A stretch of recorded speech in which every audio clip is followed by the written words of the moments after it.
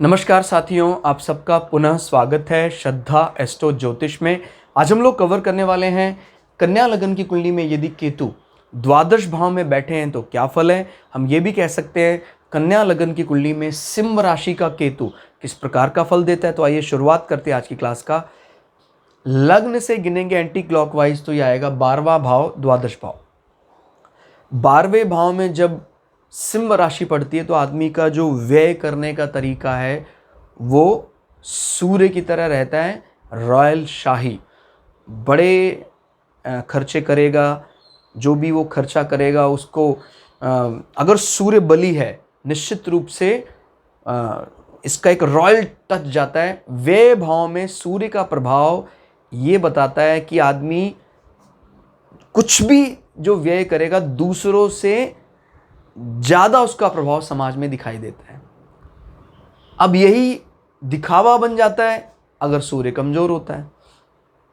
मतलब जो व्यय होगा अगर सूर्य कमज़ोर है, जैसे सूर्य इस घर का मालिक है और अगर नीच का होकर यहाँ बैठ जाए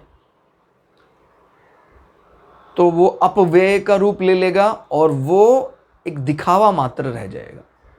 ऐसा लगता है कि भाई ये लोग बड़ा ज़्यादा शाही कोई बेड लेकर आए हैं या इन्होंने जो भी चीज़ खरीदी है उसको, मतलब ये एक प्रकार का एक आइकन या स्टैंप देना चाहते हैं उसमें। हाँ, इस प्रकार का ये इनका रहता है। हालांकि बड़े सरल माने जाते हैं कन्या लग्न वाले, लेकिन जब कभी भी ये कोई बढ़िया कोई चीज़ खरीदते हैं तो निश्चित रूप से टैग होना चाहिए उसके ऊपर, बड़ा टैग होना चाहिए उसके ऊपर। अब यहाँ केतु बैठे हुए हैं, केतु को ये राशि प्रिय है। क्लियर हो गया। अभी तो हमने एक सिंपल बात बताई कि भाई इनका उस भाव का नेचर कैसा रहता है। अब जो जो सिटिंग प्लैनेट्स हैं वो अपना इम्पैक्ट इस भाव में डालने का प्रयास करते हैं, तो केतु को इस राशि में सपोर्ट देने वाला माना जाता है। सिंह राशि का सपोर्ट करते हैं केतु। अगर हम यहाँ से देखें, इसके सामने यहाँ राहु बैठे होंगे जो इस राशि का सपोर्ट पा रहे हैं, यहाँ केतु हैं जो 12वें भाव में सपोर्ट मिल रहा है। तो ये शाही खर्च भी इनको कभी अहंकार नहीं देता है। बात समझ में, क्योंकि केतु क्या करता है, डिटैच करता है, निर्लिप्त रहता है व्यक्ति, उन विषयों से निर्लिप्त रहता है। मतलब आपके साथी से ज़्यादा खर्चा करते हैं आप विषयों पर, फिर भी लेकिन जब कभी बात आती है तो आप कहते हैं नहीं नहीं मैं तो साधारण सा व्यक्ति हूँ। तो ये बहुत बड़ी खूबी है ये, और ये खूबी किसने बढ़ा दी है, केतु ने। इनफैक्ट केतु के कारण ही ये खूबी आई है। अंतिम दिनों में आदमी बड़ा सेटिस्फाई रहता है जीवन के अगर केतु 12वें भाव में मजबूत स्थिति में बैठे हैं, क्योंकि फाइनल मोक्ष हाउस कहा जाता है। दूसरी जाति, दूसरे कास्ट के लोगों के साथ संवाद कम होने के बाद भी उनसे अच्छी बनती है। एक तो तरह आदमी बहुत उनसे बातचीत करता है लेकिन वो एग्री नहीं होते हैं, उसको बुरा मानते हैं। यहाँ पर कम बातचीत है फिर भी वो लोग रिस्पेक्ट करते हैं, रिगार्ड करते हैं। केतु का काम है कम संसारिक विषयों में कम बातचीत करना।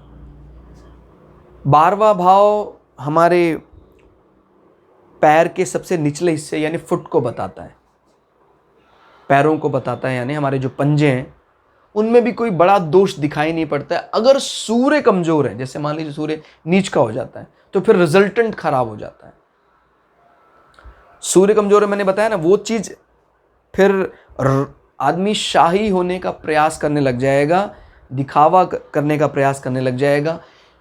और केतु बिल्कुल सपोर्ट नहीं करेगा उस हाउस में, यानी एट दैट इंस्टेंट इफेक्ट को केतु कंट्रोल जरूर करेगा, लेकिन रिजल्टेंट यानी घर का मालिक अगर खराब स्थिति में हो तो मैसेज यही जाता है कि भाई आदमी का जो व्यय है वो अपव्यय में कन्वर्ट हो गया। एट दैट इंस्टेंट तो बिल्कुल केतु सपोर्ट कर रहा है उसको, क्योंकि राशि के अनुसार उसको सपोर्ट मिल रहा है। लेकिन अगर सूर्य कहीं नीच का हो जाता है तो समाज में इसका जो रिजल्ट जाएगा वो यही जाएगा, भाई overall impact is not good. घर में बैठे प्लैनेट इंस्टेंट इफेक्ट तय करते हैं, घर का मालिक उस भाव के ओवरऑल रिजल्ट की बात करता है। भाई जैसे कोई साल भर मेहनत कर रहा है पढ़ाई के लिए, खूब मेहनत की, लेकिन एग्ज़ाम में पास नहीं हो पाया क्योंकि घर का मालिक अच्छी स्थिति में नहीं है। हमें दोनों से मतलब है। हमें ऐसा नहीं कि खाली हम उस तुरंत प्रभाव हमारा अच्छा है तो बात बन जाए। हम खाली इंस्टेंट इफेक्ट से मतलब नहीं रखते हैं, हमें रिजल्ट भी अच्छा चाहिए। तो रिजल्ट अच्छा चाहिए तो हमें सूर्य को भी टटोलना पड़ेगा। सूर्य कहाँ बैठे हुए हैं, तो ये ध्यान रखिएगा। शाही चीज़ों के साथ साथ उनके प्रति कभी कोई अहंकार ना करना, दिखावा ना करना, ये केतु के कारण। और अगर सूर्य कमज़ोर है तो वैसा बाय डिफ़ॉल्ट तो रहता ही है वो करेक्टरिस्टिक्स कि मुझे ये चीज़ें चाहिए, वो टैग चाहिए, लेकिन उसमें वो कामयाब नहीं हो पाता है क्योंकि वो प्लैनेट बुरी स्थिति में है। क्लियर हो गया? एट दैट इंस्टेंट आपको लग सकता होगा कि भाई कि तूने बनाने का प्रयास किया है, लेकिन वो बनाना भी बेकार साबित होगा अगर उस घर का स्वामी कमज़ोर स्थिति में है। तो ये दो चीज़ें हैं, दो प्रकार से आपको इस चीज़ को देखना पड़ेगा, instant effect as well as overall result of the house. दृष्टियों की बात करते हैं। 1 2 3 4 5 केतु 12वें भाव में बैठकर दूसरी अग्नि तत्व राशि धनु राशि में नजर डाल रहे हैं, पंचम दृष्टि। चतुर्थ भाव क्या बताता है? हमारा भवन, माता, वाहन, जीवन में ओवरऑल सुख। परम सुख क्या है? मोक्षा, इसलिए इसको प्राइमरी मोक्षा हाउस भी माना जाता है। मोक्षा 1, मोक्षा 2, मोक्षा 3। तो जब केतु यहाँ बैठा है तो तीनों मोक्षा हाउसेस को इफेक्ट कर रहा है। आजकल हम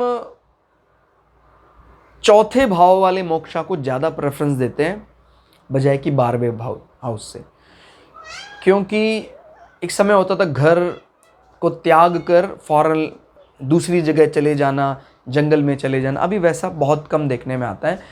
तो अगर मोक्षा हाउस चतुर्थ बहुत मजबूत स्थिति में है आपका, मतलब मैं आपको क्या बताना चाह रहा हूँ, अगर केतु यहाँ बैठा है और केतु यहाँ बैठा है तो जीवन में आज के अनुसार ये वाला पार्ट ज़्यादा कारगर होगा। आप अपने घर में रहकर ही उस भावना को रखेंगे, घर भी आपके पास, फिर भी आपके मन में विचारधारा रहेगी कि हाँ मेरे जीवन का अंतिम लक्ष्य क्या है? मोक्षा। ऐसे लोगों के घर में निश्चित रूप से कोई ना कोई ऐसा मेडिटेशन का कक्ष, कोई ऐसा रूम होता है जहाँ पर बैठकर वो समय देते हैं। तो ये तुलनात्मक दृष्टि याद रखनी है। चतुर्थ भाव में मजबूत स्थिति में केतु बैठा है, 12वें भाव में मजबूत स्थिति में केतु बैठा है। किस भाव के लिए आज के अनुसार ज़्यादा अच्छा फल माना जाए? परम सुख मोक्षा की दृष्टि से चतुर्थ भाव, क्योंकि चतुर्थ भाव हमारे घर को भी रिप्रेजेंट करता है। तो आदमी घर से ही उस मोक्षा तत्व को पा लेता है, यानी मोक्षा जो उसका डेस्टिनेशन है घर से ही उसको पा लेता है, बाहर जाने की जरूरत नहीं है उसको। तो ये चीज़ ध्यान रखनी है, जब कभी केतु की दृष्टि यहाँ पड़ रही है तो आदमी अच्छा भवन कौन तय करेगा? बृहस्पति। देखिए बृहस्पति कहाँ बैठा है, कहते जी बृहस्पति यहीं बैठा है। अगर बृहस्पति यहाँ बैठा है फिर तो कहना ही क्या, अच्छा भवन होगा, माँ बहुत एजुकेटेड और शास्त्रों की जानकार। केतु की दृष्टि बताती कि वो कभी अभिमान नहीं करते उस चीज़ों का, दिखावा पसंद व्यक्ति नहीं होता जब केतु का प्रभाव पड़ता है।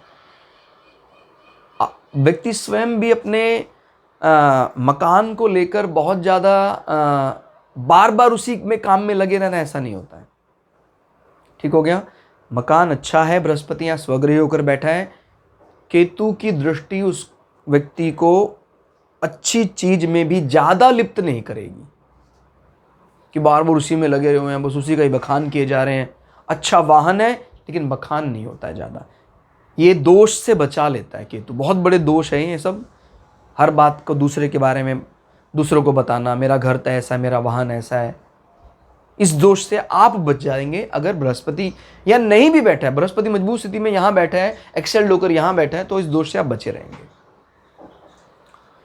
बस इसलिए ज़्यादा अच्छा माना जाता है क्योंकि बृहस्पति और केतु का मिलन तो आपको पता है कहीं ना कहीं मोक्ष भावनाओं को बढ़ावा देता है। जीवन, ये सुख का भाव और परम सुख कौन है? मोक्षा। तो यहीं से आदमी की नींव पड़ जाती है मोक्षा की।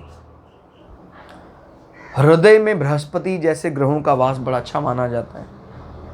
शुद्ध हृदय, भावनाएं अच्छी, ये सब चीजें यहाँ ऐसा कहा जाता है कि जब बृहस्पति और आत्मकारक ग्रह चतुर्थ भाव में बैठते हैं तो ध्यान लगाने में बड़ी मदद करते हैं। क्योंकि ध्यान में आपने जाना होगा, हम हृदय गति को, ये सब चीज़ें सुनते हैं, हम हृदय का स्पंदन सुनते हैं, तो ये सब चीज़ें, और जब हृदय में ही आपके बृहस्पति विराजमान है तो फिर कहना ही क्या।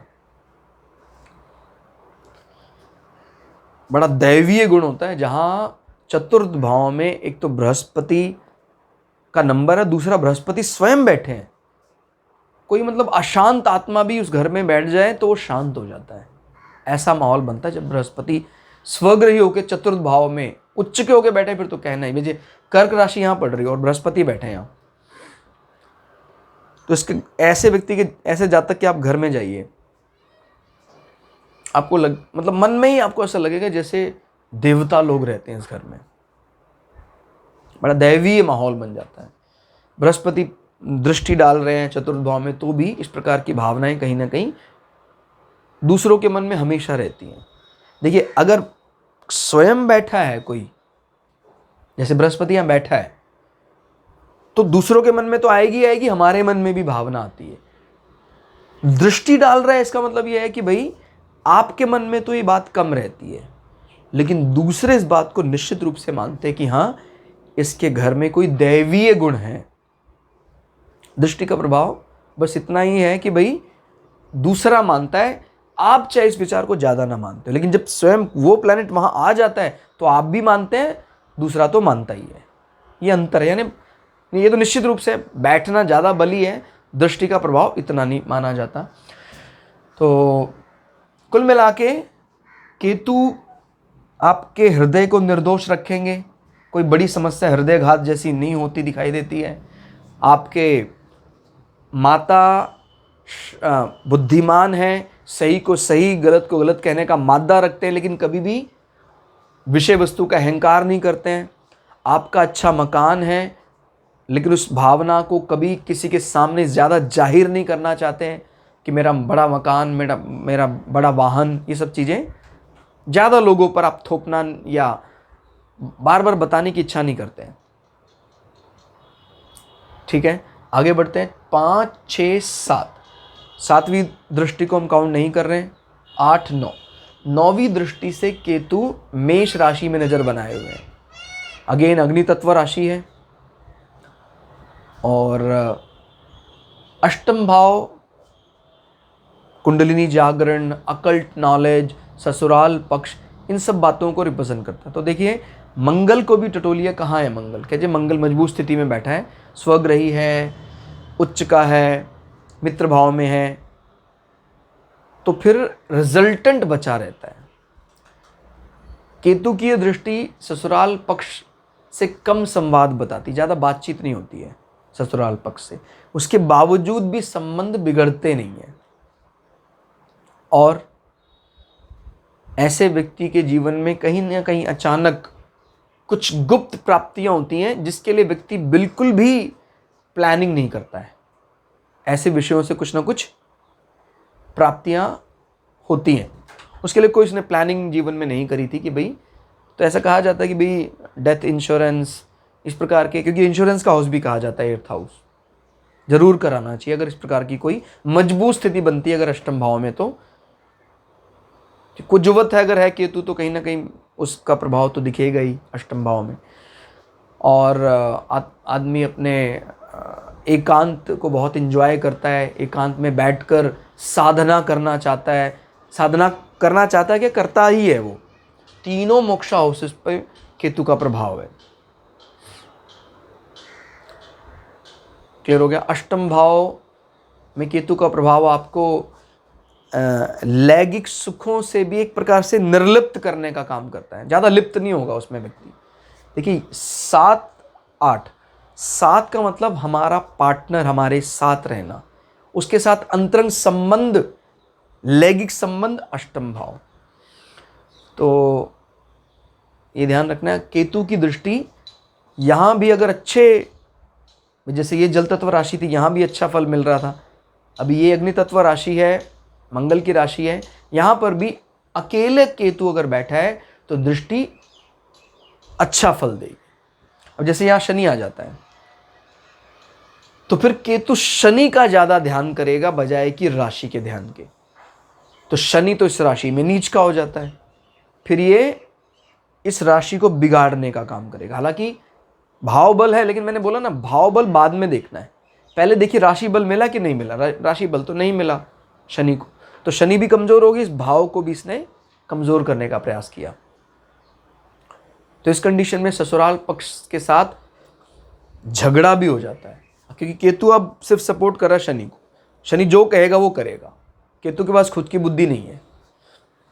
तो जितने भी जहां भी व्यक्ति कोई ऐसे इस प्रकार के कदम उठाते देखे गए बिना बुद्धि के इस प्रकार के कार्य कर देता है, वो तब होता है जब आइदर केतु शनि या मंगल के प्रभाव में आ जाता है और सपोर्टिव हाउस नहीं मिल पाता।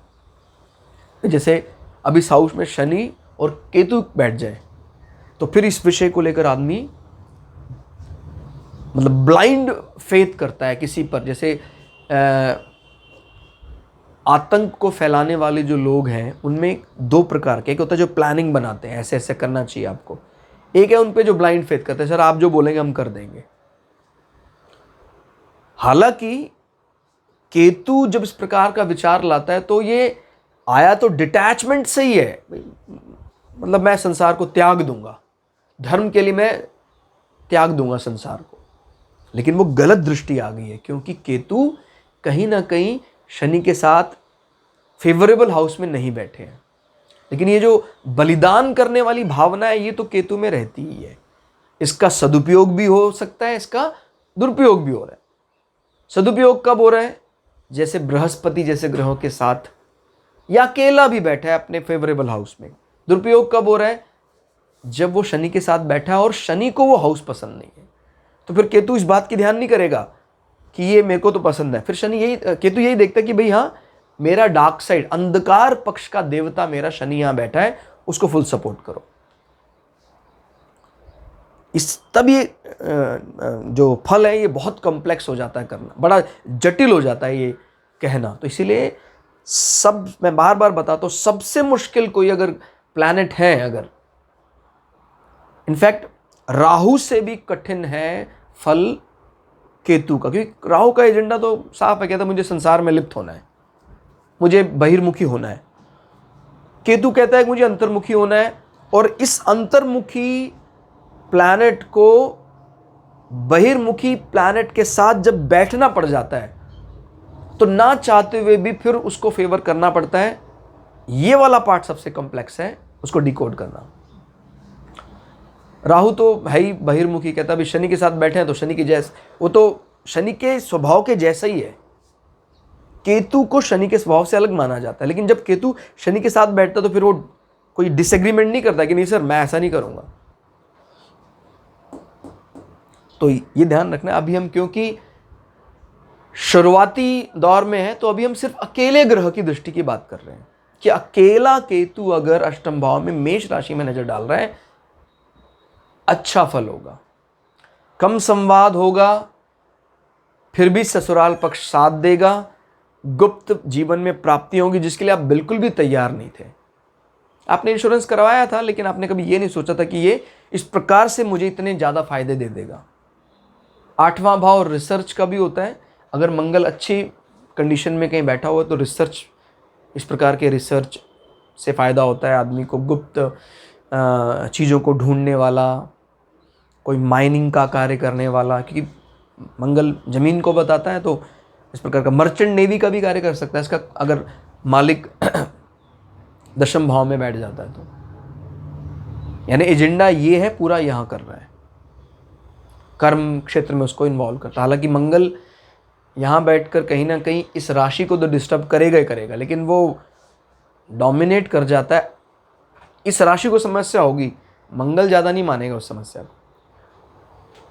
लेकिन ये ध्यान रखना है, अगर एक राशि बिगड़ती है तो लग्नाधिपति बुध को भी समस्या हो सकती है। एक राशि बिगड़ने का अर्थ है दूसरे में भी उसका प्रभाव जाता ही जाता है। किसी एक प्लैनेट जैसे बृहस्पति की 2 राशियां हैं, अगर कोई इसका शत्रु एक राशि को खराब करता है, जैसे मान लीजिए राहु यहां बैठता है, तो उसका इम्पैक्ट इस राशि में भी जाएगा ही जाएगा। और पॉजिटिव बैठता है कोई प्लैनेट तो भी उसका इम्पैक्ट वहां जाता ही जाता है। ऐसे मान लीजिए भी 2 अलग अलग घर हैं किसी व्यक्ति के, दोनों का मालिक एक ही है, मालिक को दिक्कत आ रही है तो भी दोनों घरों में कहीं ना कहीं कुछ समस्याएं आएंगी। एक घर में कुछ भयंकर तकलीफ आ गई है तो मालिक को भी तकलीफ आई है और कहीं ना कहीं उसका प्रभाव दूसरे घर पे भी पड़ा है। तो ये विचार आपके जीवन ये रहना चाहिए, ये बात अपने दिमाग में रखनी है आपको। हम सिर्फ एक क्लास खत्म करके छोड़ देंगे ऐसा नहीं है, हमारा विजन एकदम क्लियर है कि एस्ट्रोलॉजी का पीक हम पाकर रहेंगे। अगर पीक हम ना भी कहें, थ्रेशोल्ड लेवल जो उसका है वो लेवल तो हम टच करके रहेंगे, जिस लेवल के बाद हमें लगने लग जाता हमने एस्ट्रोलॉजी सीख ली है। आप लोगों का सहयोग अपेक्षित है, निरंतर आप सपोर्ट कीजिएगा तो हम प्राइमरी लेवल से सेकेंडरी, इंटरमीडिएट, एडवांस और इंटीग्रेटेड अप्रोच तक लेकर आपको जाएंगे और आप उसके बाद स्वयं से अपनी कुंडली का फल भी कर पाएंगे और दूसरियों की कुंडली का भी फल आप कर पाएंगे। और जल्दी हम लोग और भी अलग अलग कई प्लेलिस्ट चलाने वाले हैं। अभी केतु की प्लेलिस्ट खत्म होते ही हम लोग पंचक, कई बार ऐसी बात आती, पंचक किसे कहते हैं, मुहूर्त का अर्थ क्या है, हालांकि हमने कुछ रिकॉर्डिंग उन पे की है। ग्रहों का गणित करके एक प्लेलिस्ट है और एक एस्ट्रो ज्योतिष करके एक प्लेलिस्ट है, वहाँ हम ऑलरेडी कई ऐसी टेक्निकल बातें, बहुत ज़्यादा गूढ़ बातें भी बता चुके हैं। लेकिन हमारा ये बिल्कुल ज्योतिष के एक एक विषय को, चाहे वो कितना ही छोटा हो कितना ही बड़ा विषय हो, सारे विषय हम यहाँ कवर करेंगे। और मुहूर्त किस प्रकार से निकाले जाते हैं, पंचक क्या होते हैं, होलाष्टक क्या होते हैं, सारे डाउट आपके इस चैनल के माध्यम से हम क्लियर करेंगे। तो कुल मिला के केतु का यहाँ प्रभाव अकेले बैठे अच्छा माना जाता है। ये तो था केतु का द्वादश भाव में फल। क्लास आपको कैसी लगी कमेंट करके जरूर बताइएगा। इसी प्रकार की प्लेलिस्ट आगे भी जारी रहेंगी। मिलते हैं अगली क्लास में, तब तक के लिए जय श्री भगु पराशरा, जय श्री शुक्राचार्य, नमस्कार।